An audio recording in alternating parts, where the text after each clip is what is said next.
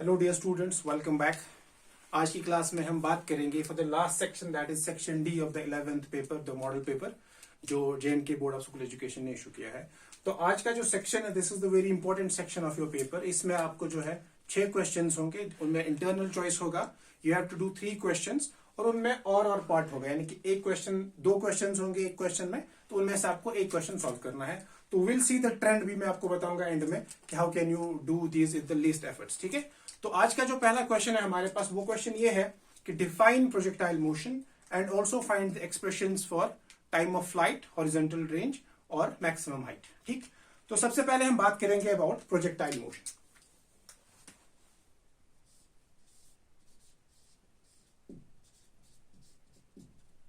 Projectile motion, so what is basically a projectile motion. ठीक है, तो जब भी हम किसी भी बॉडी को लॉन्च करते हैं, प्रोजेक्ट करते हैं with some angle with the horizontal, तो उसमें क्या होता है, उस टाइम पे 2 फोर्सेस जो है उस पे एक्ट कर रहे हैं। एक फोर्स होता है जिसको हम बोलते हैं एयर रेजिस्टेंस, दूसरा फोर्स होता है जिसको हम बोलते हैं ग्रेविटेशनल फोर्स, यानी कि एक्सेलरेशन ड्यू टू ग्रेविटी। और इसमें अगर हम एयर रेजिस्टेंस को नेग्लेक्ट करेंगे तो वहां पे खाली बचता है हमारा ग्रेविटेशनल फोर्स। तो ऐसा पार्टिकल जो खाली under the effect of gravity चलता हो उसको बोला जाता है प्रोजेक्टाइल, और इस मोशन को बोला जाता है projectile motion. So we can say that when a body is projected with some initial velocity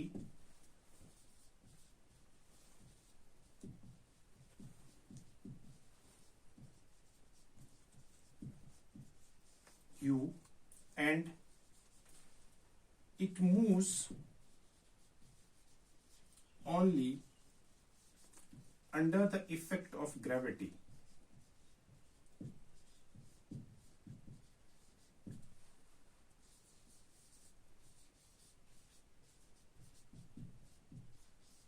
this body is known as projectile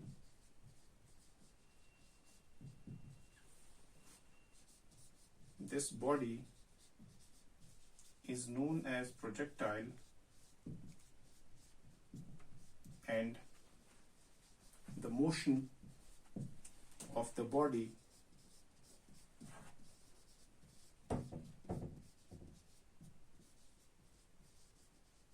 is known as the projectile motion। तो उसमें हम एयर रेजिस्टेंस को neglect करके जो है हम बोलते हैं कि खाली वर्टिकल मोशन रहेगा, तो उस मोशन को हम बोलते हैं projectile motion. Okay, so this is what is projectile motion. इसका जो ग्राफ है, डायग्राम है उसका, वो कुछ ऐसा है। तो हमारे पास एक बॉडी है, उस बॉडी को हम लॉन्च करते हैं at an angle theta with the horizontal, ऐसी इनिशियल वेलोसिटी u। तो वो बॉडी जो है कुछ ऐसा पाथ फॉलो कर रही है, ये हमारा है theta, this is the initial velocity u। Okay, अब हम क्या देख रहे हैं इसमें कि ये जो u वेक्टर है, इनिशियल वेलोसिटी वेक्टर है, इस वेक्टर के 2 कंपोनेंट्स हैं। एक कंपोनेंट है horizontal component ux which is u cos theta, दूसरा है vertical component which is u sin theta. इसको मैंने डिटेल में एक्सप्लेन किया है in the lecture kinematic series projectile motion part 1। आप चाहे तो वहां पे भी इसको देख सकते हैं, बट फिलहाल हम यहाँ पे इसको क्वेश्चन के हिसाब से सॉल्व करेंगे।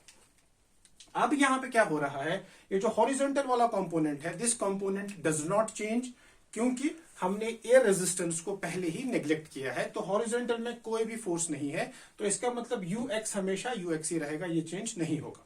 लेकिन जब ये पार्टिकल वर्टिकल मोशन कर रहा है तो हर एक पॉइंट पे इसमें एक्सेलरेशन ड्यू टू ग्रेविटी जो है वो हमेशा नीचे की तरफ अप्लाई हो रही है। तो इसका मतलब अलोंग द y एक्सिस इसकी वेलोसिटी जो है वो चेंज होती रहेगी, g जो है that will act as downwards.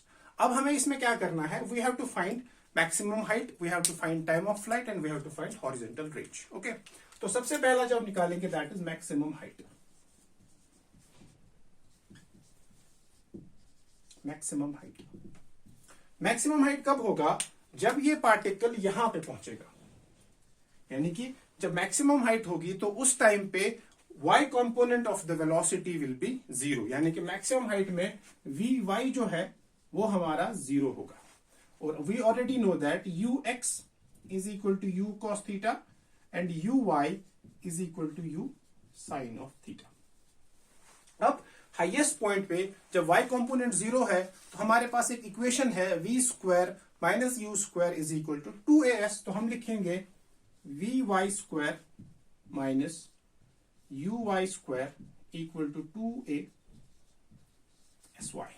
Okay, अब यहां पे क्या होगा, क्योंकि vy तो 0 है हमारा, तो this is 0 minus uy is u square sine square theta equal to 2ay, that is acceleration along the y axis, वो हमेशा नीचे की तरफ है तो माइनस g, और sy हमारा है h मैक्सिमम जो हमको निकालना है.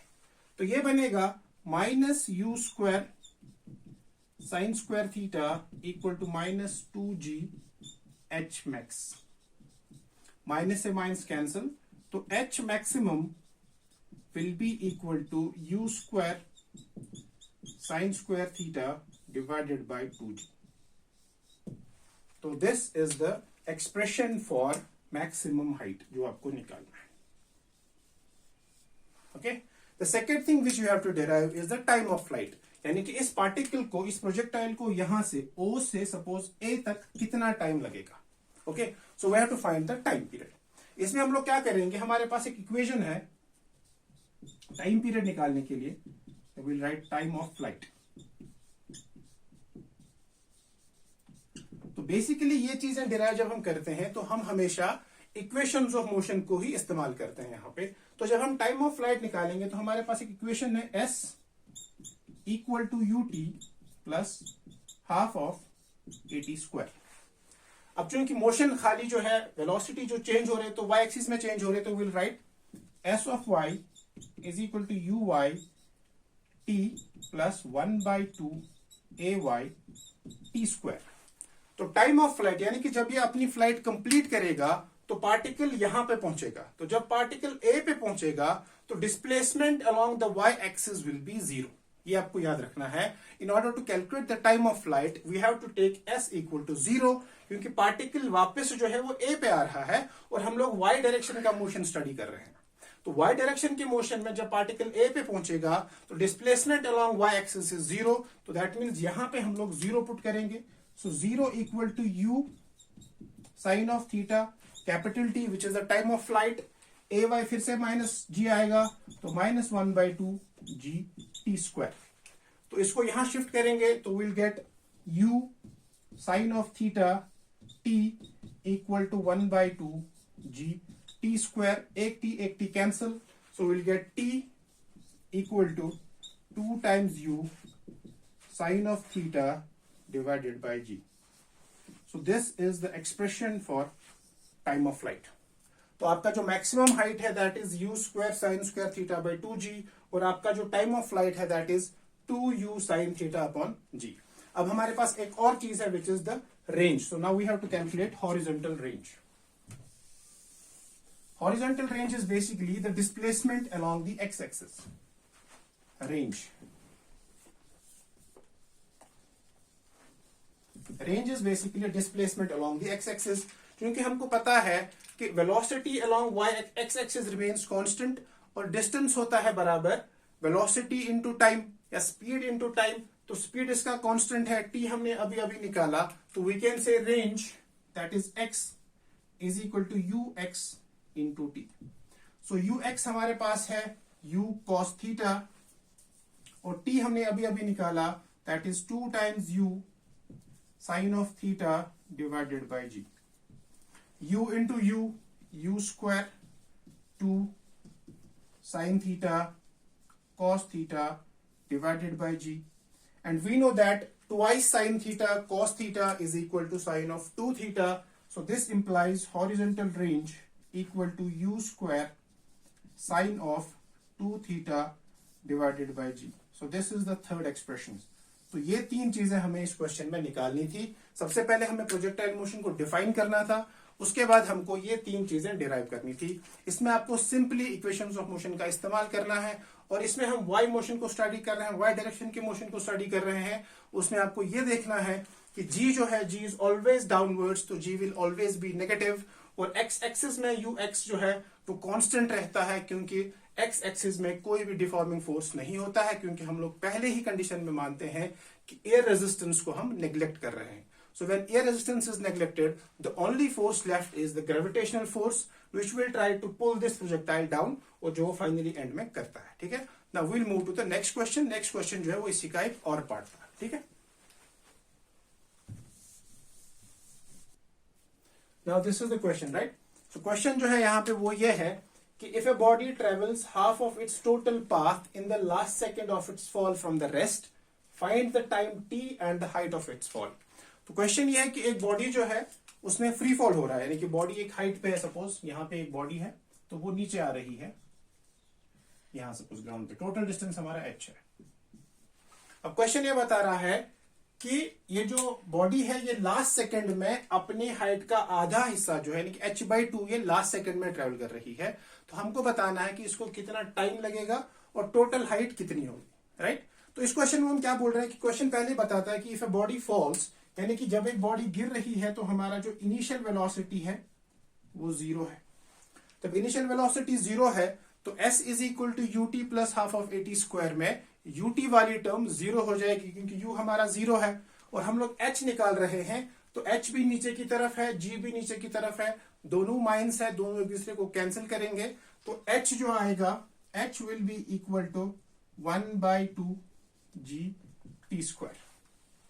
Let's call it equation number 1. अब क्वेश्चन ये बता रहा है कि लास्ट सेकंड में इसने आधा जो है वो ट्रेवल किया हाइट. तो हम लोग क्या करेंगे, हम लोग बोलेंगे the height which it travelled in t-1 second. So we can say height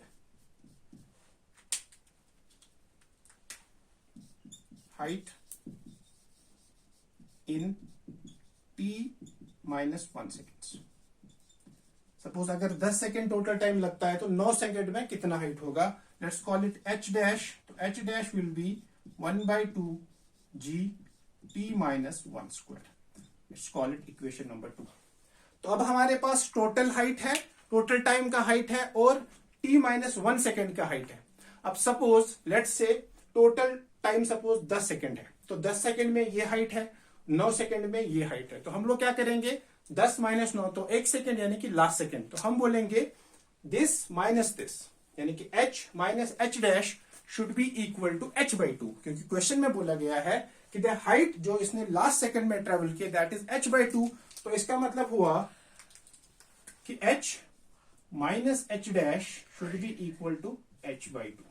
अब h कितना है, that is 1/2 gt square minus 1/2 g t-1 whole square is equal to 1/2 g t square 1/2. ये 2 और h की जगह 1/g t स्क्वायर. ठीक. तो यहां पे क्या होगा, इसको सोल्व करने की कोशिश करेंगे.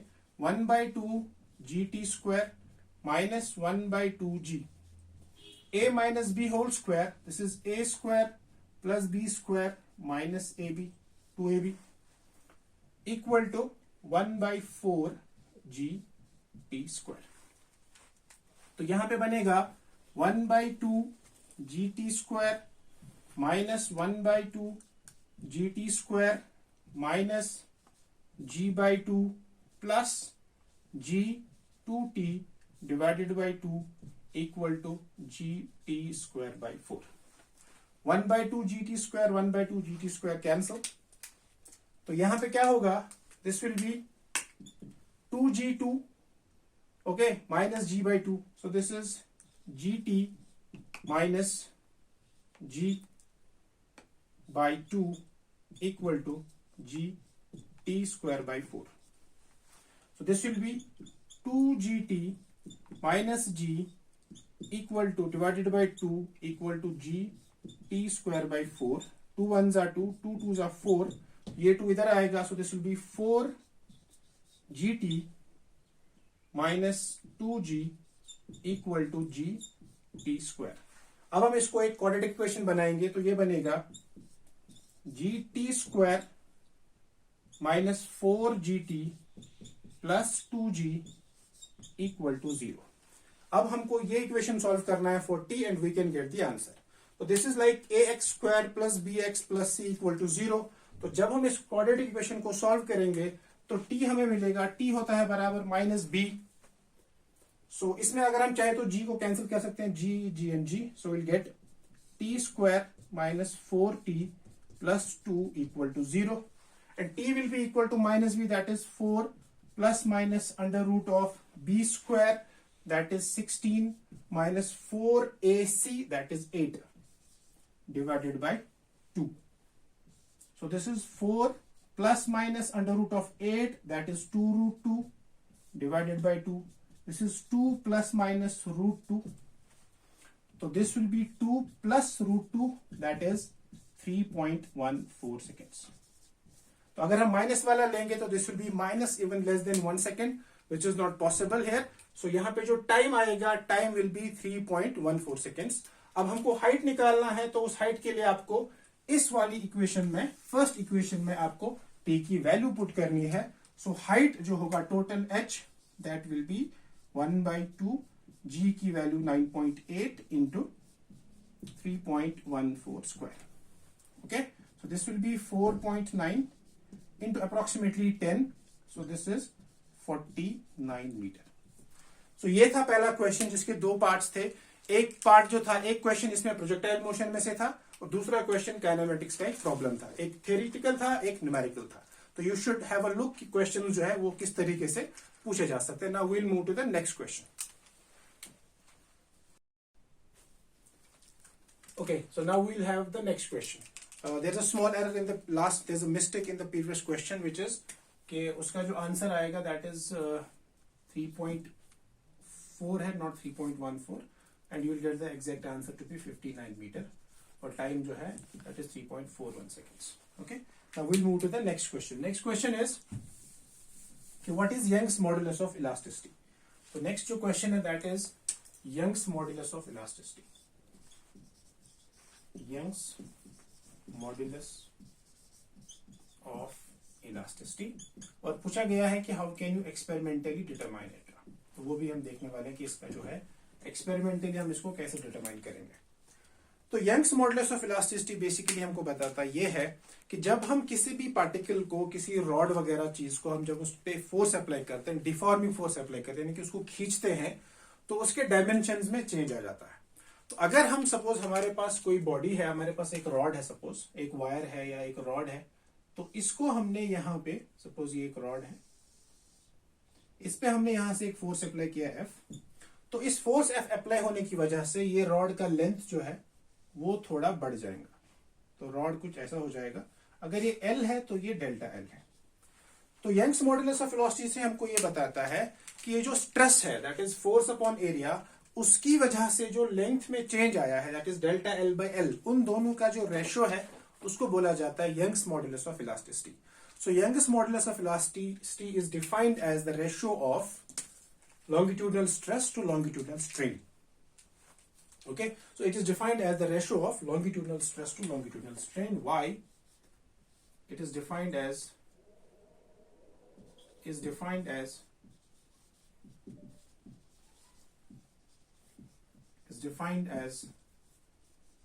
the ratio of longitudinal stress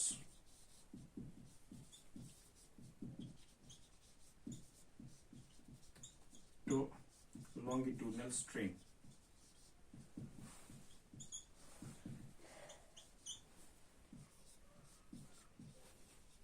इसको y से डिनोट किया जाता है। उसकी जो यूनिट्स है y, स्ट्रेस होगा बराबर F divided by A and strain होता है बराबर डेल्टा L बाई L। तो ये बनेगा F L A delta L। So delta L by L this is unitless. तो इसके जो यूनिट्स है दैट इज न्यूटन पर मीटर स्क्वायर या पास्कल जिसको हम बोलेंगे। तो इसका जो यूनिट है दैट इज न्यूटन पर मीटर स्क्वायर और पास्कल प्रेशर का जो यूनिट है। और इसका जो डायमेंशनल फॉर्मूला है दैट इज फोर्स होता है M1 L1 T-2 और एरिया नीचे है तो L2। So this is M1 L-1 T-2। So this is the dimensional formula. अब जो इसका सेकेंड पार्ट है जो बहुत इंपॉर्टेंट है वो ये है कि how can you experimentally find the value of Young's modulus of elasticity.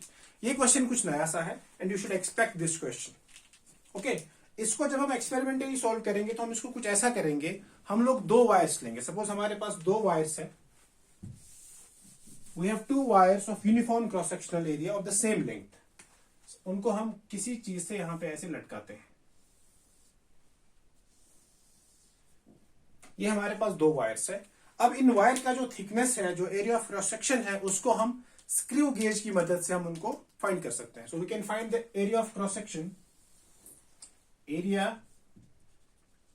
Of cross section can be calculated or can be found using screw gauge. Okay, and we know that y जो है, y होता है बराबर F L A delta L। तो L आपको A आपको वहां से पता चल जाएगा एंड वी ऑलरेडी नो कि ये जो वायर है इसका लेंथ कितना है, तो मतलब L भी हमें पता चल गया है। So now we need F and delta L। तो हम लोग क्या करेंगे, सपोज यहां पे इन पे थोड़ा सा हम मास अटैच करेंगे, M, सेम मास यहां पे भी। उससे क्या होगा, इस वायर में थोड़ा सा खिंचाव आएगा और ये वायर जो है थोड़ा टाइट हो जाएगा। उसके बाद इसको हम बोलते हैं एक्सपेरिमेंटल वायर,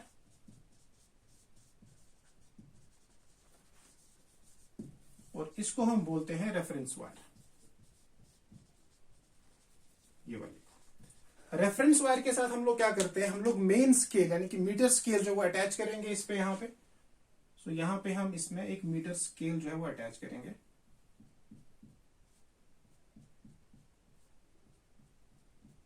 ये मीटर स्केल, और जो एक्सपेरिमेंटल वायर है उस पे हम वर्नियर कैलिपर यानी कि वर्नियर स्केल जो है वो अटैच करेंगे। तो इसमें हम वर्नियर स्केल VS, ये मेन स्केल है MS। यहां तक तो चीजें क्लियर है। अब हम लोग क्या करेंगे, हम लोग इस वाले एक्सपेरिमेंटल वायर पे एक्स्ट्रा लोड अप्लाई करेंगे। अब सपोज यहां पे हमने कुछ एक्स्ट्रा लोड अप्लाई किया है,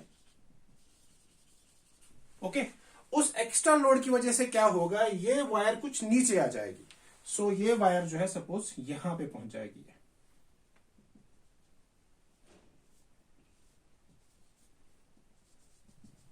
okay, so this much length, this is the delta L। ठीक, तो जब हम इस पे एक्स्ट्रा लोड अप्लाई करेंगे तो उस एक्स्ट्रा लोड की वजह से ये एक्सटेंड हो जाएगी, तो we can find the delta L। अब जो हमने एक्स्ट्रा लोड अप्लाई किया था उसका कुछ मास होगा, उसी मास की वजह से ये वायर नीचे आ जाएगी। उस मास की वजह से ग्रेविटेशनल फोर्स लगेगा। सपोज जो एक्सटर्नल मास है, जो एक्स्ट्रा मास है, एक्स्ट्रा मास, एक्स्ट्रा लोड, सपोज वो M है, तो जो फोर्स होगा that will B M into G।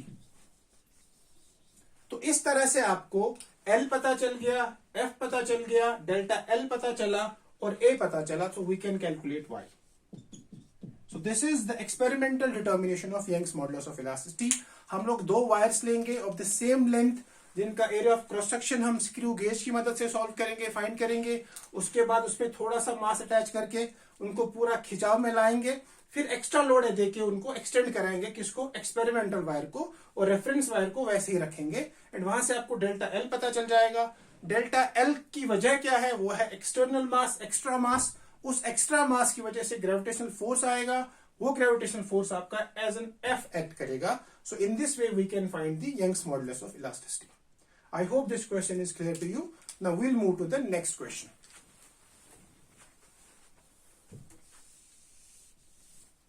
Okay, next question is, what is Wien's displacement law?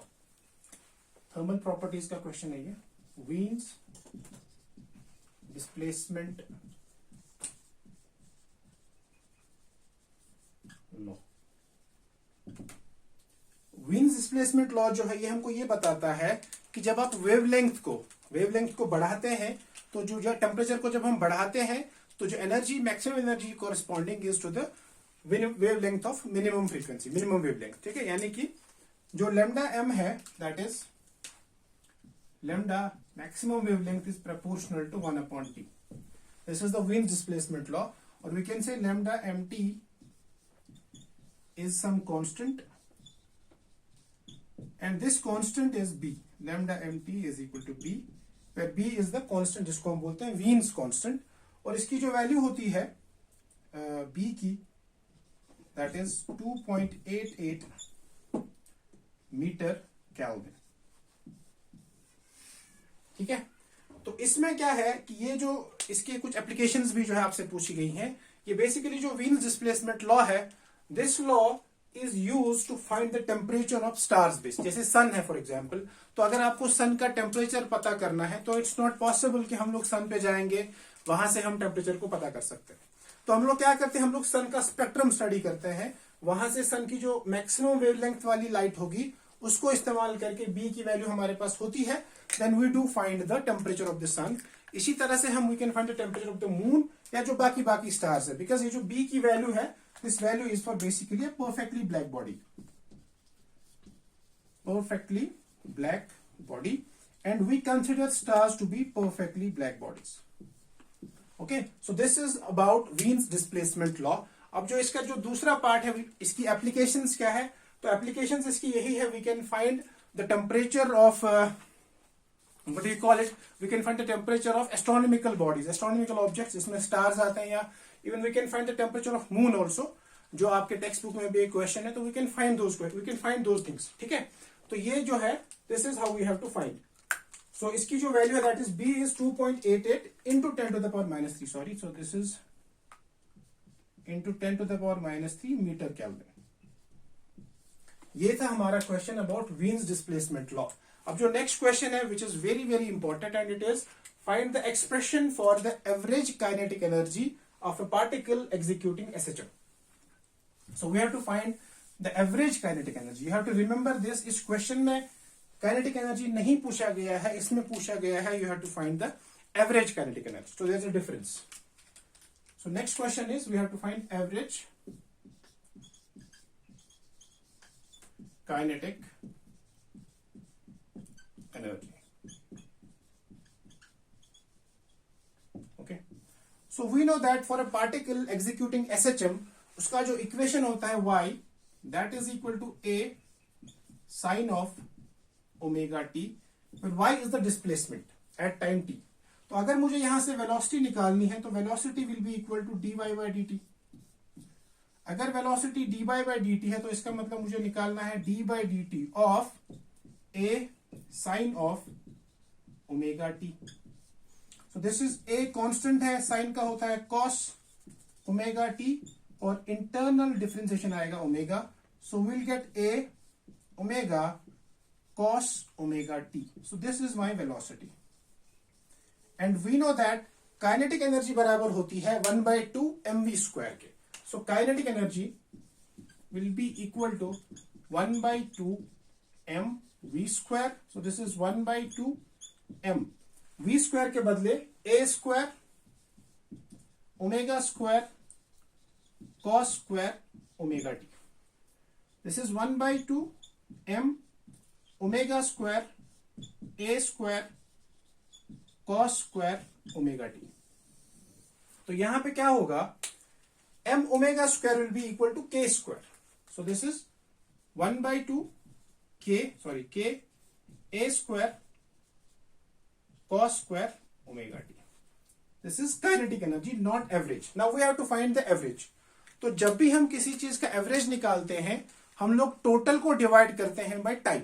Okay, सो यहां पे क्या होगा, total kinetic energy will be, average kinetic energy will be equal to total kinetic energy over a cycle divided by total time period. Okay, so जो average kinetic energy होगी उसको मैं bracket में लिखता हूं, average kinetic energy that will be equal to 0 से लेके t, because this is continuous function, kinetic energy into dt divided by t।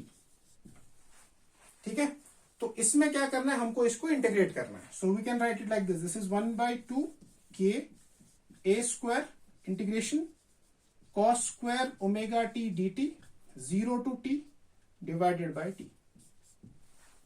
Alright, अब इसको इंटीग्रेट करेंगे, and we know that cos square theta is equal to 1 plus twice cos theta by 2।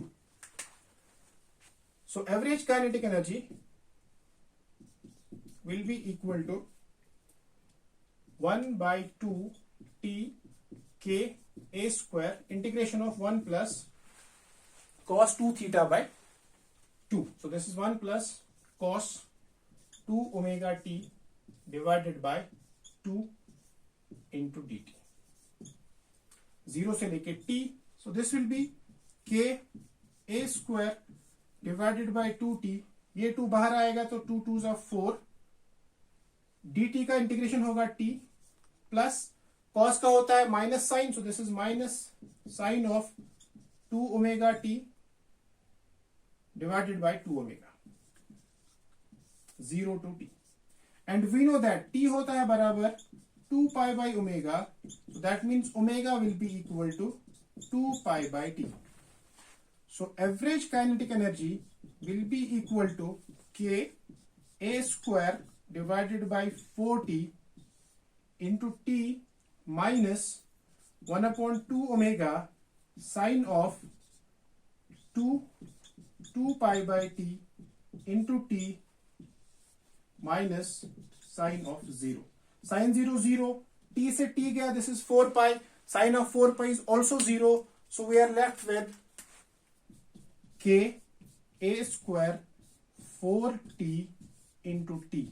t से t गया, so average kinetic energy is equal to 1 by 4 k a square, and k is equal to m omega square. So this can also be written as 1 by 4 m omega square a square. This is very very important question from the board point of view. तो इसमें आपको क्या करना है, आपको ये equation पता होना चाहिए कि y is equal to a sin of omega t. इसका डिफरेंशिएशन करके वेलोसिटी आएगा, उसको 1 by 2 हम स्क्वायर में पुट करेंगे, वहां से इंटीग्रेट करेंगे. And remember this is different from kinetic energy, this is average kinetic energy. Now we will move to the next question.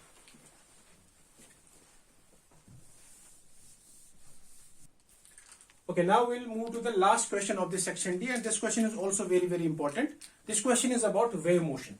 So define wave motion, and we have to describe the characteristics of a wave. Okay, so this question I'll give more explanation and you can find the solution as well.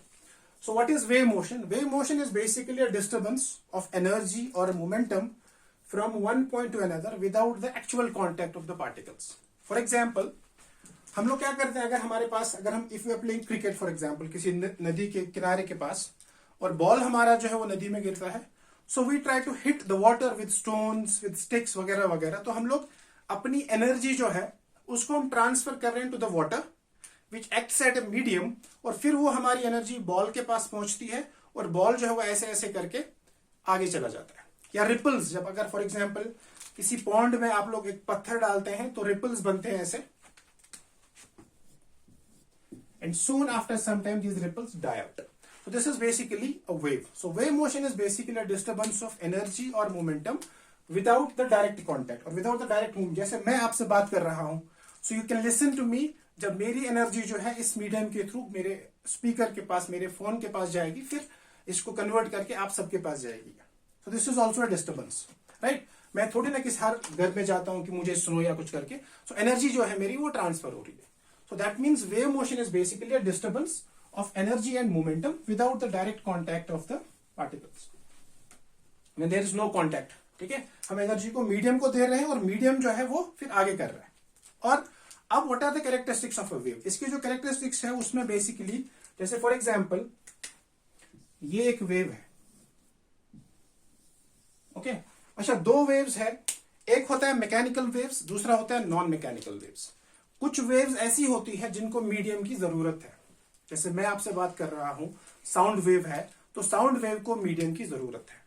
इनको बोलते हैं mechanical waves और elastic waves. कुछ waves ऐसी है जिनको medium की जरूरत नहीं होती है, उनको हम बोलते हैं नॉन मैकेनिकल वेव्स. जैसे फॉर एग्जांपल ईएम वेव्स है, एक्सरेज है वगैरह वगैरह. ठीक है, ये भी आप इसमें साथ में रखेंगे. अब ये जो पॉइंट है, suppose this is called crest, this is called trough. ठीक, अब क्या हो रहा है यहां पे, अगर आप इस पॉइंट को गौर से देखेंगे तो ये पॉइंट यहां जाके रिपीट हो रहा है. यानी कि अगर मैं इतनी वाली वेव को गायब करूंगा तो इट लुक्स एज इफ की वेव स्टार्ट्स फ्रॉम हियर. तो इसको हम बोलते हैं टाइम पीरियड. तो टाइम पीरियड भी जो है वेव का एक कैरेक्टरिस्टिक है कि टाइम पीरियड होता है to complete one cycle. The time taken by the wave to complete one cycle, this is called time period. तो मैं बोलूंगा, आप फिर इसको पॉज करके इसको लिख लीजिएगा. So time period जो है, it is defined as the time taken by the wave to complete one cycle. और इसके डिफरेंट तरीके, आप चाहे तो यहां से मेजर कर सकते हैं, आप चाहे तो यहां से मेजर कर सकते हैं, crest to crest, okay, crest to crest जा सकते हैं आप, या ट्रफ टू ट्रफ, ठीक, ऐसे भी जा सकते हैं आप.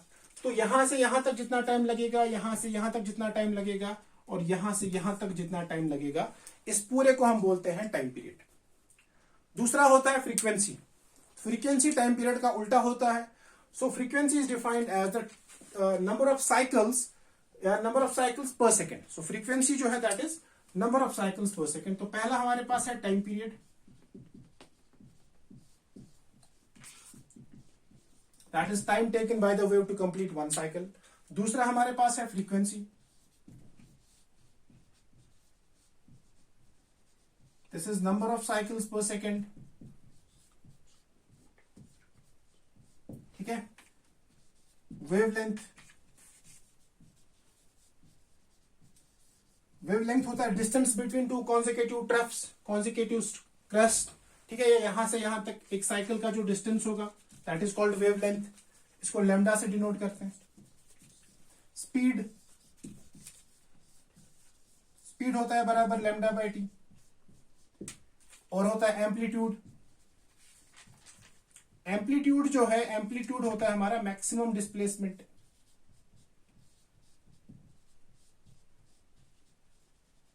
Maximum displacement from the mean position. तो देखिए, ये वेव यहां से शुरू होती है, तो धीरे धीरे धीरे यहां पहुंचती है, फिर नीचे आ जाती है, फिर यहां से ऐसे पहुंचती है, तो फिर यहां पे. अब ये पॉइंट ए है, सपोज दिस इज बी, ये सपोज पॉइंट सी है, this is point D, this is point E, and this is point F. A से सी जो है, सी भी जो है डिस्प्लेसमेंट है, but C is not the maximum displacement. E जो है, E is not the maximum displacement. तो ये जो डी है, इसके ऊपर जो है ये वेव नहीं जा सकती है. So D is the maximum displacement from the mean position, और इसी को बोलते हैं एम्पलीट्यूड. अब सवाल यह है कि तो फिर ये एफ क्या है? F is also maximum displacement but in the negative direction. तो इसको बोलेंगे नेगेटिव एम्पलीट्यूड, इसको बोलेंगे पॉजिटिव एम्पलीट्यूड. तो जब ये वेव ऐसे जाएगी, ऐसे करके, this is the half cycle, तो यहां से यहां तक का डिस्टेंस होगा लैम्डा बाई 2. ओके, तो ये पॉजिटिव साइकिल, क्रेस्ट ऊपर वाला पॉजिटिव, ये नेगेटिव, ठीक है. तो इसको हम क्रेस्ट बोलते हैं, इसको ट्रफ बोलते हैं. तो ये लैम्डा बाई 2, तो ये भी लैम्डा बाई 2. यहां से यहां तक लैम्डा, यहां से यहां तक भी लैम्डा, और यहां से यहां तक भी लैम्डा. वेवलेंथ. तो वेवलेंथ को मेजर करने के कई तरीके हैं. ओरिजिन से फर्स्ट साइकिल तक ये भी वेवलेंथ है, क्रेस्ट टू क्रेस्ट ये भी वेवलेंथ है, ट्रफ टू ट्रफ ये भी वेवलेंथ है. तो एक सेकंड में कितने साइकिल्स, यानी कि यह हम बोलेंगे time taken by the wave to reach from A to B. एक साइकिल को कंप्लीट करने के लिए कितना टाइम लगेगा, that is called time period. वो टाइम पीरियड यानी कि एक सेकंड में वेव कितनी बार वो साइकिल कंप्लीट करेगी, that is called frequency, right. और जो वेलोसिटी, जो स्पीड ऑफ द वेव है, that is defined as the wavelength divided by time. तो जो स्पीड है v, that is lambda by T, and 1 by T जो है दैट इज फ्रीक्वेंसी. तो v can also be written as lambda into F. This is also very very important. v जो है that is the speed of the wave is equal to wavelength into frequency.